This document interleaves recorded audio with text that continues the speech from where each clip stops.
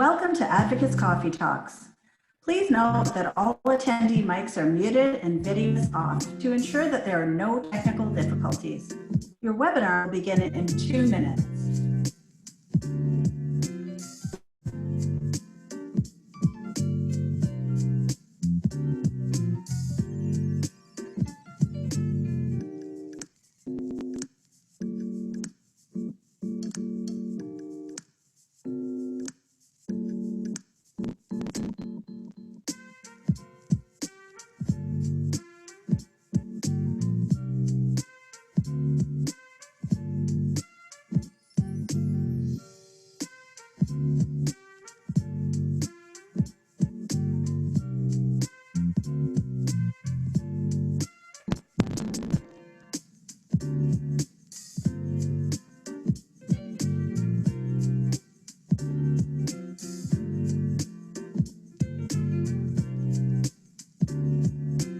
Thank you for joining Advocis Coffee Talks, espresso-sized webinars for Advocis members. I'm your host, Sheila Godsey, National Manager of Member Engagement at Advocis. And helping in the background is Zabir Sajjad, Member Engagement Associate at Advocis. If you've just joined, please note that all attendee mics are muted and videos off to ensure that there are no technical difficulties. If you have questions during the presentation, please hover your mouse on your screen and you will see a Q&A button where you can type your questions throughout the webinar, and we'll make sure that all questions are answered before the end of the session. Today, we're speaking with Dr. Bruce Emperingham, VP and Medical Director at Canada Life. Dr. Bruce will be talking about the importance of staying healthy and conversations you should be having with baby boomer clients, and perhaps some of these are questions you can even ask yourself. Advocis is your professional association, and I want to take a moment to thank our corporate partner, Canada Life, for sponsoring today's coffee talk with Dr. Bruce and for helping Advocis continue to build a strong community of financial advisors across Canada. But first, I want to start off with a poll. I'm going to bring up a question and ask you to choose the answers that suit you. It's anonymous and no one can see who answered, including me. So here's the question. What are your coping strategies during COVID-19? It's a strange time, a lot of self-isolation. People are doing different things. We're behaving differently. So we just want to get an idea of what you're doing to cope with COVID-19. So we'll just give it a couple of seconds, and don't worry if you can't see the poll or if you're not able to submit your vote. We're not really collecting any data here. It's just to get an idea of what's happening out there with our audience. Okay, so let's share the results now. Oh, fantastic. It looks like people are connecting with friends and family by phone or video chat. I know I've been doing a lot more of that. And it's good to know that we do have coping strategies. It's nice to see only 12% of people are using drinking as a way of coping, but now I'm going to introduce our speaker. So let me end the poll. Dr. Bruce Emperingham is the VP and Medical Director at Canada Life. Until 2020, he was responsible for medical underwriting and medical claims assessment. And he remains very active in industry groups and advocacy efforts, and he believes strongly in collaboration between underwriting and the field. Take it away, Dr. Bruce. Thank you, Sheila, and thank you to whoever signed in on the other end of this Advocis call. For those of you who know me, you know that I'm always been a big believer in Advocis and the importance of some of the grassroots work that advisors can do in their communities and the political activism that can happen. So thank you for your support. And Sheila, nor Julie, nor Abir paid me to say that, but you know I've never said no to an Advocis presentation because it's so important in my view. Today, you know, I've been speaking and working only on COVID for the past 2 or 3 months. But, you know, we thought it'd be nice to look past COVID, look past where we're going to be, you know, this month to a time when we're back to sort of whatever normal looks like, but trying to deal with our clients who are still in the middle of this, you know, multi-gajillion-dollar wealth transfer, our aging baby boomers. And again, think about what's happened in the past 100 years. I mean, my mom is 99 actually, and now her whole goal in life is to make 100, I think. But when she was born, her life expectancy was 60 years old. You know, she was married for almost 60 years. She had no idea she'd be alive at this age. And now life expectancy is up near 84. So I want you to think about that firstly. Max life expectancy is still near 100. It hasn't changed much. But at the same time, we've pushed average up to 84. So it's almost like everybody lives to be old. And then like at the end, it's like it's tough being a 90-year-old because so many of your friends were still around and are almost on a daily basis passing away. But we've extended that life expectancy.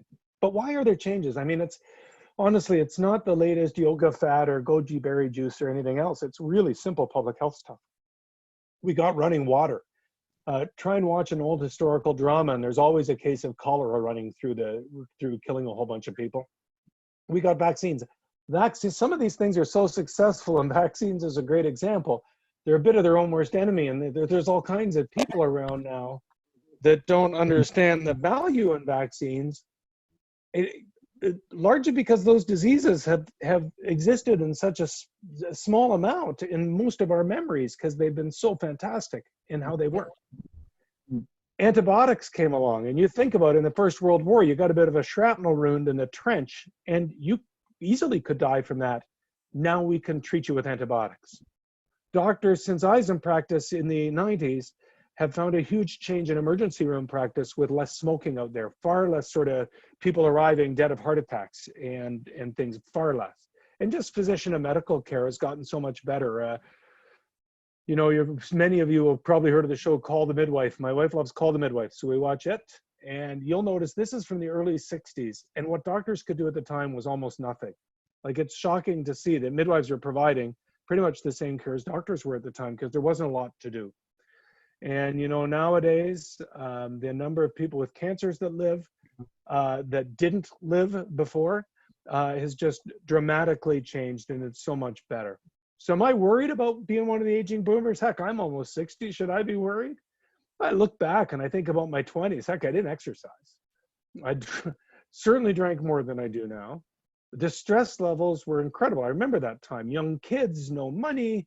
My debt was at 18%. I was exhausted all the time. And I look forward and I go, man, maybe my 60s will be better than my 20s. It's hard to imagine that they could be more stressful. So maybe I can find out a way to make my 60s better than my 20s. So then, of course, the question is, how do you do that? And, you know, I think there's some easy things. And these are the smaller ones. There's one big one I'm saving to talk about a bit. But the small ones are this, relatively small, is go to the dentist. You know what? When our parents were around and they expected their teeth only to work till they were 60 years old, you didn't need to get all the preventative maintenance done. But if you go get all the maintenance done, you have a far higher chance of having a good set of teeth that don't give you pain, don't cause you a lot of problems well into older age. Go to your doctor and listen to them. Get your flu vaccine. If there's ever a coronavirus vaccine, get the coronavirus vaccine. Take the medications you're supposed to take. Just be a good patient, and that will help you live longer. You have to get lucky. People who live to be 90-year-olds obviously didn't get hit by a bus along the way, did they? So I think they didn't get killed by a bus anyway. So you have to be a bit lucky to get to be an older age. You have to not smoke. Very few people who smoke are clearly does start to, I mean, there's no arguments. Smoking changes your life expectancy. You have to not overdrink. You have to eat a reasonable diet. And again, one of the biggest things in older folks we do that seems to be a really good aging indicator is staying social, staying involved with your friends. And that leads us to really the biggest, the biggest stone when it comes to how do you live longer, how do you live healthier, and that's exercise. And so I really wanted to touch for a minute. Next slide, please. So yeah, and again, next. That's the one. So some of you will recognize this guy. He's very famous in Canada. He was a Sikh gentleman who ran the Toronto Marathon at 105 years old. His nephew was actually an insurance advisor at one point. Don't know if they still are. Met them at a conference once. Tremendous man. I mean, isn't this what we want? If we're going to live to be 105, we want to be able to run a marathon at 105. Now, you may not want to run a marathon at 105. That's totally cool. But you don't want to be limited, right? You always want to be able to do what you want to do. And here's the thing. You got to be lucky. You got to not smoke. You got to do all that stuff. But you know what you really got to do? If you want to be that person who's likely to be the one that makes it to be fit and active when you're older, you got to exercise. It really is the difference maker. Best treatment for stress, best treatment for arthritis, best treatment for everything is exercising. So what are your tips? Well, first of all, if you're a 6-year-old advisor who smokes or has blood pressure problems and has not exercised, please don't go start today because I said so. You got to talk to physicians. You got to do it smart. And the other thing is, though, everybody's got to do what they like. People say to me, why do you like running? I hate running. Love to like running. It's easy. And I'll say, well, do what you like. I mean, I happen to like it. I get out there, I stop and look at the birds and talk to people and have a great time running. But if you don't like it, join a gym. Find a friend who will knock on your door every morning at 6 o'clock or every night at 6 o'clock to go for a walk. Lots of people I know have gone and hired a personal trainer because that once they've paid the trainer calls you and tells you to work out, you work out. For me, what happens is I start to slack off every few years of my training, and then I'll enter another race. Again, I'm super slow. So by race, I mean, usually it's a marathon just because that like the race is just finishing. And I am always one of the slowest people. So, but for me, I'll book another marathon and that gets my training back on track. You know what? It's to each their own. And the main thing is to keep doing it. And if I was to tell you what exercise to do, you probably wouldn't do it. So you got to do what you like. It's really all about this. Past age 40, we see a reduction in our heart function. We see a reduction in our kidney function. We see an aerobic capacity reduction. And I think any of you who are past 40 will know that no matter how hard you work out, Olympic athletes will tell you, like you'll notice that the person who sets the record for 40 to 45-year-old Olympians is 40. And by 42, they can't match their 40-year-old mark. It's just the nature of what we're doing. So you can see at the bottom, I put something I call the line of function. And it basically means that's what you need to be able to do what you want to do, which is really all any of us can ask for. Am I content to sit on my porch in a rocking chair from 70 and live to be 90? Not me. Maybe you are. That changes your line of function. So all we're doing is as that top line, it naturally drifts down. We get a little less fit with age. I often say that at 20, you were the athlete you were born to be. Now at 59, I'm the athlete that I'm making myself be through hard work. So what I'm doing now is I am actually, by exercising, changing that green line and basically trying to make it so it doesn't overlap with the bottom line until long after I die of something else. So this is the whole goal of exercise in middle age. It's not about winning Olympic medals. It's about being so that when you're 75 or 80 and your grandkids want you to help them on their bike, you can. Or when you want to take a trip, you can. Whatever it is you want to do, it's so you can do it. The important thing about exercise is so many people talking about it are people who've run marathons or are gym rats. But any bit of exercise is more important than not. And I'm not a guy who often sort of brings up I don't know, studies or videos or stuff, but this is like just a fantastic video. And if you can see that, it's just called 23.5 hours. And that's a bit of a sarcastic dig by the producers. I talked to this guy, Mike Evans. He's a doc in Toronto who did this with the animation department at Toronto. It was one of the first animation voiceovers that I saw, and it's brilliant. The point is, if you only sit on your butt for 23.5 hours and give him half an hour a day, he can change your life. And you know, it's amazing. And what I like about this video and why I would encourage people to watch it, again, it's like, depending which version you get, I think the longest one's under 9 minutes that you can watch on YouTube. And again, I asked him, by the way, and it's he intended it to go viral. It's totally out there for your viewing pleasure. Basically, what he says is do what you like doing. And I think some of the stats from this are incredible. It's very sciencey. I love it because it gives some real good backing. Like 85% of dog walkers get enough steps to change their health just from having a dog that has to go out and pee. Or a Japanese factory was checking the health of their employees and found out that if your walk to work was 10 minutes instead of 5 minutes, you had a 12% lower chance of developing high blood pressure. So think about that. That means you parked at the far side of the mall parking lot once it opens again to go shopping, and you reduced your chances of high blood pressure by 12%. Holy smokes. Now the other message is more is going to help more, but it's so incredible to know that just doing a little bit can actually change your life radically. And he offers good science background. There's no magic to this. It's not hocus pocus, do weird stuff. It's like walk your dog and exercise a bit and you'll feel better. Tremendous video, and it will motivate you, I promise. So this is the thing about it though. When you move, I almost think of this as a progression for those of you who are already exercising, or if you've already seen that video and you're sort of engaged.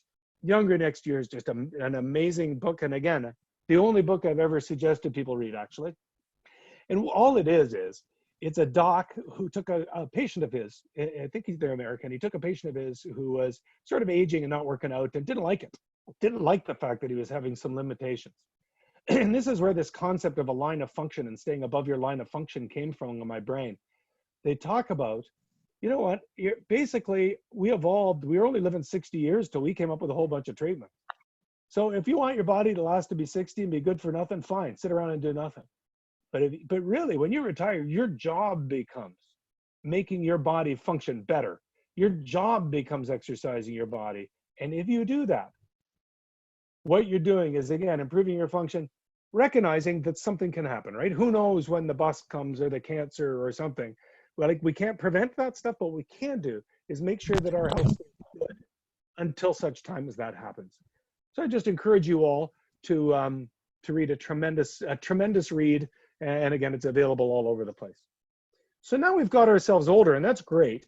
But what has that meant? I mean, again, I think my mom was very lucky that she expected to be 60 and live to be 99, but they were planners anyway. They were planners and savers, right? So it was okay. My dad never made much money, but they survived. But doesn't it mean how many people are now afraid of outliving what they've made? And you all are experts at the financial stuff. And of course, that's super important. But here's the other part that people don't talk about. What happens when I get older and I get demented? What happens when I get older and I need medical support? Please never say to your kids, don't ever put me in one of those nursing homes. I never want to go in one of those nursing homes. That's so unfair to your children. And I know so many people that's happened, and they're living with a parent who would be better for them in a nursing home, who's demented and can't get the care, who's dangerous at home, but they're living with horrendous guilt about having been, because they just don't want to put them in a nursing home because they said don't. And that's not a fair thing to say to your children. And again, I don't think anybody meant it this way, right? This is just something, if you think about it ahead of time, don't. I think the other thing is people live in a bit of denial that they're ever going to get sick. So don't be in denial. Talk often, talk early. Here's the thing. Think back to my parents had her mom live in their house and die at a fairly young age of strokes. She was a challenge. It was tough. And my parents decided they weren't going to do that. So starting in probably their 40s, they started talking to us about it. Like, I knew about advanced medical directives when I was like a 6-year-old kid. No idea I was going to be a doctor. I was just a brat. And they were talking about this stuff. I knew my dad had paid for his funeral. I knew that there was stuff that they talked about. And you know what the neat thing was? As my mom my dad died at 80, we were able to talk about how he was going to die, how we couldn't treat it, but he was going to die comfortably with no discomfort. Because when you start talking about it at 40, then when the person's 90, I've already talked about it. There's no problem with my mom raising with me. If I had a stroke, would you keep me alive? No, I wouldn't. You don't want to have a stroke and be forced alive at 99. But she can ask that because we've talked about it. So talk early, talk often, because when it's way in the future, it's an easy conversation, right? When you need help in your home, get it. My encouragement for people with Alzheimer's in their family, somebody who's a bit demented, is early, when the person's still able to understand. Involve the Alzheimer's Society. Get people coming in the house and helping so they become part of the furniture. Become part of what that person's expecting, so that when they become difficult and the poor spouse or kids really need an hour to get away and have a break, everything's set up early. What typically happens is, as people get demented, people don't do anything, and all of a sudden it's too late and nobody knows how to cope. So act early and act often, and plan for where you're going to live. Plan for how you're going to get help. Make sure everybody in your family knows about, and you guys are experts at this, right? Make sure everybody knows about the banking, the insurance, the investments, because the last thing you want is nobody knows where anything is when somebody goes. So I think these end-of-life directives on the medical side The difference is to the financial side is on the financial side. I apologize in the background. One of the problems working from home is a four-wheeler just drove by down the road. One of the things that happens is financially, you go to a lawyer, you get stuff countersigned, all is good. On the medical side, here's the rub. On the medical side, you don't get to plan this stuff ahead of time. Or you do get to plan, but you might have a kid who doesn't agree. You gotta talk to people, not just sign a form on the medical side. In other words, 3 of the kids and all the parents agree, and the prodigal son, the proverbial prodigal son arrives and says, do everything for mom. The doctor's in a bit of a pinch. They're probably going to do everything for mom. So you got to talk to family. You got to make sure everybody talks this through. And again, I am not suggesting to you what the right answer is for your family, your clients' families, but I'm saying talk early, talk often, and make this something, because left until too late, this becomes a big issue. And the one end of life directive I wanted to finish on is medical assistance in dying. This comes up a lot. So I'm going to lead first with the easy part, and I'll finish with the easy part. So the easy part is this. As the law is written in Canada, as the law has been developing in Canada, and as everything is happening right now in this country, it is hard to imagine a situation where doctor-assisted dying will interfere in an insurance claim. So just to be clear, don't see it as an insurance issue. Now, the law is a few years old. Who knows how it evolves? Who knows what happens? Who knows how things happen? So I think, and so we can't promise everything for the future, but I've yet to imagine a situation. Let me just walk that through quickly on the insurance side. You apply for insurance in March, you feel perfectly well. Everything's great. We get the information. Everything's perfect. In April, you get belly pain. In May, you find out you have pancreatic cancer, and in June, you're dying. Scary, but you know that's what can happen with some conditions. But pancreatic cancer, for an example. You're in a hospital on Sunday, your family's all around, you decide you want to have a family there for a doctor-assisted dying. We're going to pay that claim even though the policy is 3 months old. No issue.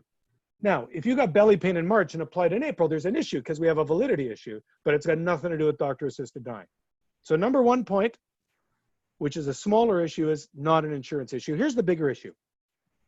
Right now, the one condition you all want doctor-assisted dying available for, when anybody talks about this with their family, it's like, if I don't know who my kids are, if I get like Uncle Bob, if I whatever, then you give me, and everybody has a phrase in their family, give me a pill, give me the magic bullet, whatever it is. But it doesn't apply to Alzheimer's in Canada, because you have to be able to agree on the day you're dying, and you can't do that when you have Alzheimer's disease. So this law involves some maturing, it involves some work. I think it's great that it's there. You know, by the way, in Canada, you're allowed to not agree that we should ever have doctor-assisted dying. You won't convince me. I've seen cases where I think it's the right thing. But you're allowed to think differently. This cool thing about Canada, right? We're allowed to disagree respectfully. But here's what we need to do. Insurance companies alone can't do this. Doctors can't do it because everybody tries to, you know, sometimes doctors just want to keep everybody alive. Sometimes insurance companies, the governments figure we got an axe to grind. Man, here's an important place for CALU, for Advocis, for all the advisor advocacy groups, and for advisors on their own in their communities. Many of you advisors will know the MPPs, the MPs, the minister, the university staff, whatever it is, the people that are talking about this. Please stay engaged. This law needs to mature, it needs to get better, it needs to happen in a way that our society wants. If you think there should never be made, get involved and say that. Doesn't matter to me. I want you to get engaged so that you can improve how this law works in Canada, and we can keep changing it so that it becomes the proper thing. This is a big societal issue. You all talk about the slippery slope. What about if it gets too easy for people to die? What if it becomes so people can, I don't know, my insurance is expiring next year. My kids want me out of the way, so they take me to the doctor and say, well, doctor, what do you think? We want his insurance to pay out before it goes expired. God, I know that's a stretch, but geez, you know what? There is room for abuse of this sort of law. So please, my ask for you today is stay involved in your community. Medical assistance in dying will be one of the big issues of our time once coronavirus is over. So please get involved. And I'll finish with, don't see it as an insurance issue. And now I'm going to pass it back to Sheila in case there's any questions, please. Thanks so much, Dr. Bruce. Those were really some creative tips to stay on course with our exercise regime. And I encourage all of you to check out the video by Dr. Mike Evans called 23 and a half hours. It's on YouTube. because small lifestyle changes can add up to better health. I totally agree with that. For those of you on the call, now's your opportunity to ask questions and have Dr. Bruce answer live. So please hover your mouse on your screen and you should see the Q&A button where you can type your questions. If we can't get to all the questions, we'll forward them to Dr. Bruce after the webinar. So let's see what's come in so far. So we have a question, is 84, is that the average life expectancy?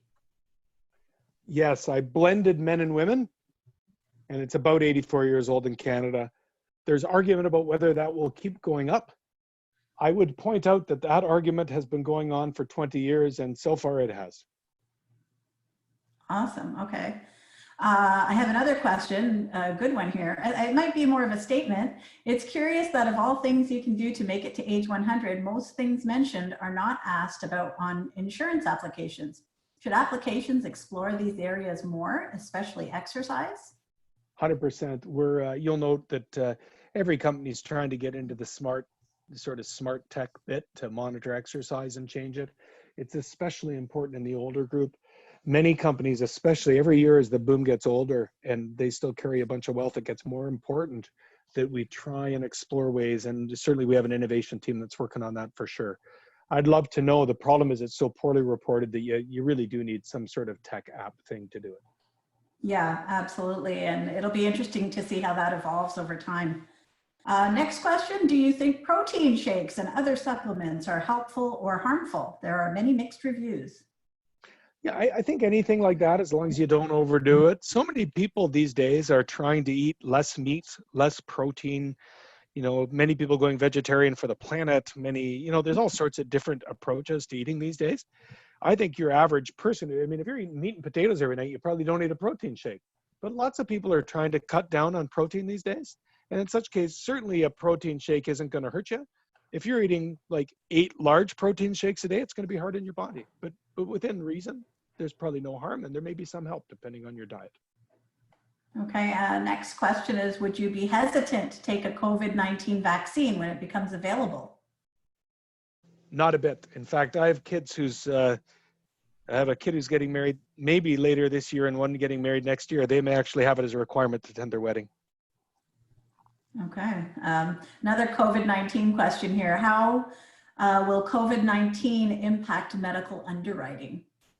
Yeah, it's a good question, right? You've seen us. One of the things I've talked about a lot in the past month on COVID is how we've evolved quickly in our underwriting. And people will say, oh, good, you've jumped to 2 million for age and amount limits. Will you leave it there? That's great.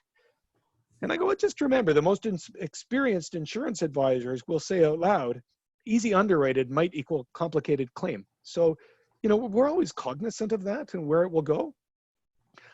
I think that it certainly shouldn't impact rates and claims rates, which is always part of the question. I don't see that happening based on the number of deaths that have happened in Canada, based on the way we've managed it, So I don't see that. I hope it pushes us. This kind of thing usually pushes you. Here's what it's caused everybody pain. What I keep telling our company is the best companies will learn from that pain and take the wins and accelerate out of the mess that's COVID-19. The best companies will take the lessons and be able to leapfrog everybody. So I certainly hope it changes underwriting. Just as a follow-up to that, I have someone else who's asked, if you're 64 and healthy, no disease, no pharmaceuticals, would you take a COVID-19 vaccine? What are the advantages and disadvantages? So I'd take it at any age. I think one of the things I want to point out is if you listen to the best scientists around the world, probably nobody's suggesting it before at least another year. I mean, Donald thinks it'll be this year. Others suggest it'll be done sooner. But I think when you listen to most of the experienced people, it's probably next year sometime. You're not allowed to release a vaccine without lots and lots of trials. Let's just point out that the vaccines have been one of the number one health trends of the past 100 years. There is actually 0 links of vaccines to autism. And if anybody wants to just flip me an email afterwards, I'd be glad to just Google the link of vaccines and autism. It's a bit of a horror show about a guy who went to jail and lost his medical license and made up a study to make money, and it's caught on in popular culture. The one thing that's worth, since the COVID questions are happening, one thing that's worth saying, there's a study on the news this morning saying that something like 60% of Canadians believed one of the big lies about COVID. The big lies are this: Bill Gates, wrong. 5G towers, wrong. Made in a Chinese lab, wrong. I can't remember the other ones. Some of them get pretty silly. But fact is, most Canadian cases actually came from the States. And the States is where it's being most poorly managed right now. That's what gives me the biggest concern about a wave 2, is how poorly it's been managed down there. And all companies are just doing our best to prepare for whatever happens. Okay, so in the interest of time, I'm going to take one last question, and it's how many people have actually used assisted dying in Canada, and at what average age? So I don't know the answer to that, and I apologize. What I can tell you for sure is that at Canada Life, we have paid quite a number of claims for people with doctor-assisted dying. One thing I forgot to mention, Sheila, maybe a good thing to finish on, I get emails all the time from advisors who might have somebody with a policy that's, I don't know, 30 years old. And they'll say, my client is dying of cancer and they're afraid to have doctor-assisted dying in case you won't pay the claim. Because customers heard that, they might have heard about the 2-year thing, but they don't really know it's like a hard and fast rule. It's a bit of an urban myth out there. So that makes me so sad that we have statements up on our website, and we have the CLHIS statements up. And essentially, this is something we pay regularly, and we'll provide comfort letters for clients ahead of time, especially for older policies, that will say it won't interfere with payment. So we don't want to stand between your client and sort of the dignified end that they choose. We're not making any judgment. It's what they choose, and we don't want to be in the way. Okay. Well, if you have more questions, we will post an email address at the end of the presentation. A huge thank you to Dr. Bruce for sharing your time with us today. And thanks again to Canada Life for sponsoring this edition of Coffee Talks. If you're interested, this is something that is related to what Dr. Bruce is talking about. 2 of the Advocis Update 2019 videos talk about working with senior clients and review who the trusted contact person is and how they're different from the power of attorney. Update 2020 has recently been launched, and you can earn up to 12 CE credits. You can register for a seminar through your local Advocis chapter. And Update 2020 focuses on market uncertainty and client behavior, strategies for clients who are retired or planning for retirement, and the emotionally intelligent advisor. Go to advocis.ca/update2020 for more info and to register. And links to Update 2019 and Update 2020 will be emailed to you along with a recording of this webinar. Now it's time for our last poll. I'm going to bring up the question again and ask you to choose the answers that suit you. You can choose one or all. But now that we've heard from Dr. Bruce, it'll be interesting to see what is going to happen after. What habits will you change after COVID-19? Definitely for me, I want to eat healthier. I've been baking a lot of bread, which I need to stop doing because I eat it all. So what habits will you change? We're going to give you 2 more seconds and then share the results. And here's the results. It looks like people are going to try and exercise more. It looks like Dr. Bruce has been a good influence on you and that some of you took his information to heart, which is fantastic. So I'm going to end now by letting you know that you can stay tuned, because on June 4th, we have our next coffee talk with Todd Fithian of Legacy, who will be talking about critical client conversations during COVID-19 and beyond. Thanks so much for attending today. For more information, please visit our website at www.advocis.ca. If you want to reach Dr. Bruce, you can email communications@advocis.ca, and we will be forwarding all the questions. If you did have questions that we couldn't get to because of the time, we can forward those to Dr. Bruce for you. And if you want more information about Coffee Talks, please email events@advocis.ca. Thanks again. Have a safe and happy day.